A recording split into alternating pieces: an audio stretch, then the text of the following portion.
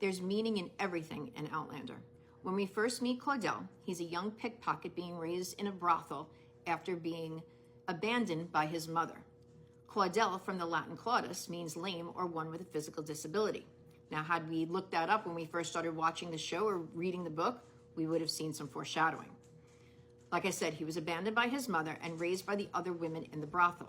His mother's name was Amelie, hoping I'm pronouncing that right. The English for Amelie is Amelia. Saint Amelia, the patron saint of arm pain. As we know, Fergus has his arm cut off while protecting Jamie, living as the Dunbonnet. Now you're probably thinking, Jamie had changed his name to Fergus. How could that possibly fit into the story? Well, there is a Saint Fergus. He's the patron saint of two towns in Scotland, Glamis and Wick. The interesting thing about Saint Fergus is that he was known to establish missionaries. Missionaries are not only meant to spread faith, but to engage in humanitarian efforts, which include healthcare, education, and community development through reform and political activism. Now, if you're far along enough in the books, you'll know that Fergus owns a newspaper. He's always fighting for free speech, and he becomes very politically active in the Revolutionary War movement.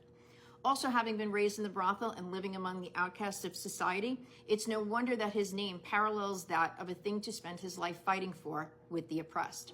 Now, the last interesting thing is that when the Catholic Church was able to recover the relics of St. Fergus, those are the bones, and they are usually shared through communities so they can be put on display for worship. The relic that was sent to Aberdeen, the arm of St. Fergus. Anytime I think I've gone a little bit too far down a rabbit hole and I think there's no way this can be connected, there's no way Diana could have gone this deep, I start to realize there's meaning in everything in Outlander.